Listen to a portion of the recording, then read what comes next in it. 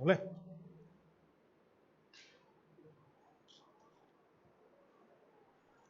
Start करें। अगला जो टॉपिक है हमारा पदार्थ विज्ञान के क्षेत्र से संबंधित है। तो हम ये बताना चाहते हैं सबसे पहले कि जो पदार्थ है और पदार्थ विज्ञान दोनों चीजें हैं। एक तरफ हमने लिखा है पदार्थ और दूसरी तरफ हमने लिख दिया है पदार्थ विज्ञान। दोनों का अंतर पहले हम बताएंगे। तो सबसे पहले जानना यह जरूरी है कि पदार्थ कहते किसे हैं। तो पदार्थ का अर्थ सीधे तौर पर यह है कि सूक्ष्म से सूक्ष्म कण जिससे किसी चीज का निर्माण होता है वो कहलाता है पदार्थ। और वह सूक्ष्म कण जो चीज भी होगा वो तीन प्रकार की चीजों से मिलकर बना होगा, चाहे वह ठोस का होगा, चाहे वो द्रव का होगा, चाहे वो गैस का होगा। तो ठोस को हम लोग कहते हैं सॉलिड, द्रव को कहते हैं लिक्विड और गैस को कहते हैं इंग्लिश में गैस। तो जो भी पदार्थ बनेगा, जो भी सूक्ष्म कण होगा वो इन्हीं तीन चीजों से मिलकर बनेगा या उन्हीं से बनेगा। तो अगर ठोस की बात हम करते हैं तो वो होता है सॉलिड। इसका मतलब यह हुआ कि जो एक आकार या परिमाप घेरे। तो यहां पर हम ठोस कोई भी चीज लेंगे तो उसका एक शेप होगा और उस शेप के अंतर्गत उसके अंदर कुछ ना कुछ उस ठोस के गुण होंगे और वो उसके पदार्थ के गुण कहलाएंगे। और जो गुण होते हैं वो कई प्रकार के होते हैं। ऊष्मीय गुण होते हैं, विद्युतीय गुण होंगे, रासायनिक गुण होंगे, नाभिकीय गुण होंगे, भौतिक गुण होंगे, विभिन्न प्रकार के। तो यह हमेशा निर्भर करेगा उसके अंदर उपस्थित गुणों के आधार पर।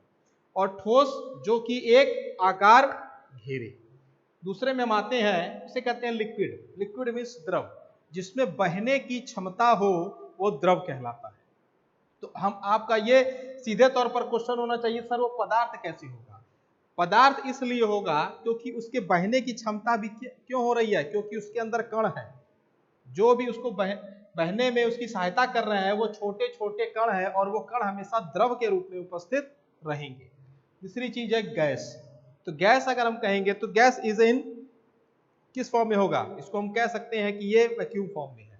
तो इसका भी उपयोग हम अपने किस में करते हैं, पदार्थों के रूप में। कहीं कहीं ऐसा होता है कि हम तीनों को क्या करेंगे, आपस में सम्मिलित कर देंगे, ठोस द्रव गैस, तब जाके हम कह सकते हैं दे आर द मटेरियल्स। बिना इनके मिश्रण से किसी भी चीज का निर्माण नहीं किया जा सकता। तो ये तो बात हुई हमारे पदार्थ की। अब हम आते हैं अपने पदार्थ विज्ञान के आधार पर। तो पदार्थ विज्ञान जो होता है, मटेरियल साइंस, वो हमेशा गुणों के आधार पर मापा जाता है। और यहाँ पर जो गुण होते हैं वो भौतिक गुण, रासायनिक गुण, चुंबकीय गुण, नाभिकीय गुण और ऊष्मीय गुण। इन गुणों के आधार पर ही उसका हमेशा क्षेत्र निर्धारित किया जाएगा। तो सबसे पहले हमको यह जानना है कि भौतिक गुण, रासायनिक गुण और चुंबकीय गुण होते क्या चीज। भौतिक विज्ञान मतलब इसे हम लोग कहते हैं, क्या कहेंगे बताइए। भौतिक विज्ञान मीन्स कौन सी आपकी साइंस रहेगी, फिजिकल साइंस, जिसमें हम किसी भी पदार्थ के रंग के, आकार के, गुणों के, साइज के बारे में अध्ययन करते हैं।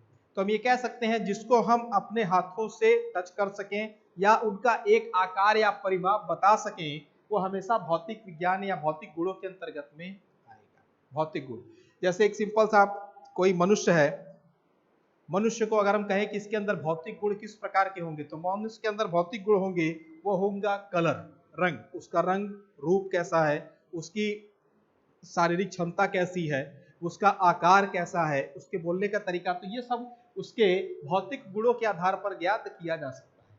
फिर हम आते हैं रसायन विज्ञान। रसायन विज्ञान मीन्स जिसमें हम क्या करते हैं, रसायनों के बारे में अध्ययन करते हैं। मीन्स अप्लाइड केमिस्ट्री जिसे हम लोग कह सकते हैं, अप्लाइड केमिस्ट्री भी पढ़ते हैं, कहते भी हैं। तो इसके अंदर विभिन्न प्रकार के रसायनों के अध्ययन के बारे में हम पढ़ते हैं और उनके रासायनिक संयोगों के बारे में जानते हैं जिससे कि उसके अंदर परिवर्तन उत्पन्न होता है। चुंबकीय गुण, ये चुंबकीय गुण हमेशा चुंबकों के आधार में होता है और इसमें हमेशा पोल्स होते हैं जिससे हम लोग जानते हैं ध्रुवों के बारे में, साउथ पोल, नॉर्थ पोल, इनके द्वारा। फिर है आपके ऊष्मीय गुण। ऊष्मीय गुण का सीधे तौर पर तात्पर्य होता है तापमान से। अगर तापमान उपस्थित रहेगा तो वहां पर ऊष्मा भी उपस्थित आपकी होगी।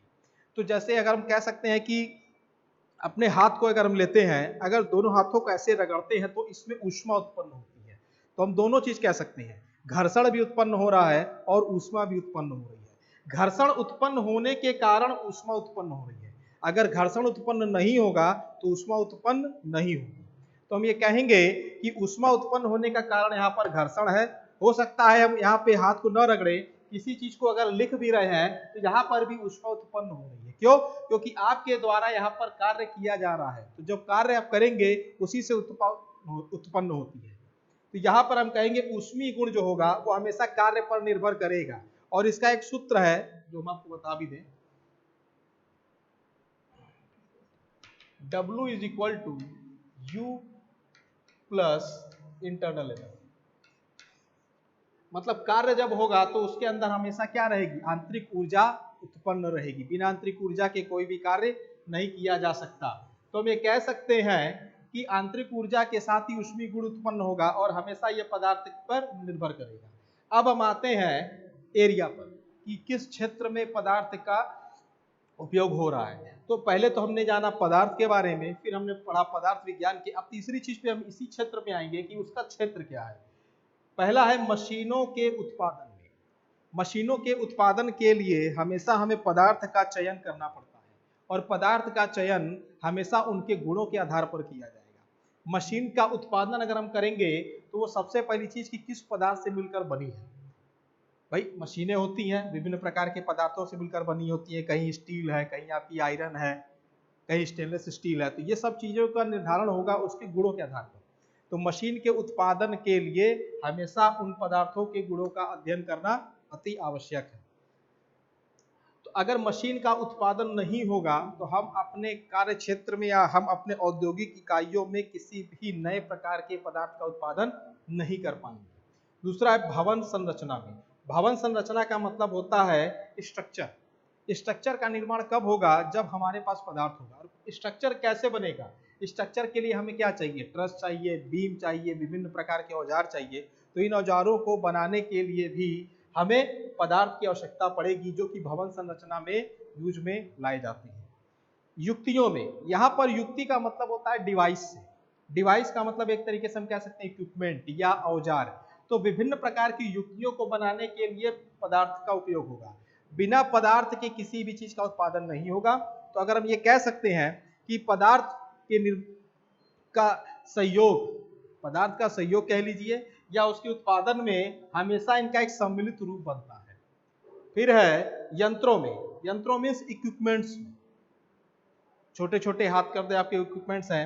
जैसे हम कह सकते हैं कि आपका हैमर, हैमर भी एक पदार्थ से मिलकर बना है। आधा भाग आपका आयरन है और आधा भाग लकड़ी है। लकड़ी का जो हिस्सा होता है वो हैंडल कहलाता है और आधा हिस्सा जिससे कि किसी चीज पर प्रेशर अप्लाई किया जाता है वो हमेशा लोहे का होता है। तो हम ये कह सकते हैं कि उसको बनाने के लिए हमें पदार्थों का उपयोग करना पड़ता है। तो कहीं पर सॉलिड भी है, कहीं पर लिक्विड भी है और कहीं पर वो गैस भी है। तो पदार्थों का रूप जो होगा वो हमेशा उनके गुणों के आधार पर ही निर्भर करेगा। और यहाँ पर ये क्षेत्र है जो उनके कि मशीनों के उत्पादन के लिए, भवन के संरचना के लिए, युक्तियों के लिए और यंत्रों के लिए पदार्थ का होना अति आवश्यक है। इनके अभाव में कभी भी हम किसी भी चीज के उत्पादन की संकल्पना नहीं कर सकते। धन्यवाद। साफ आया है?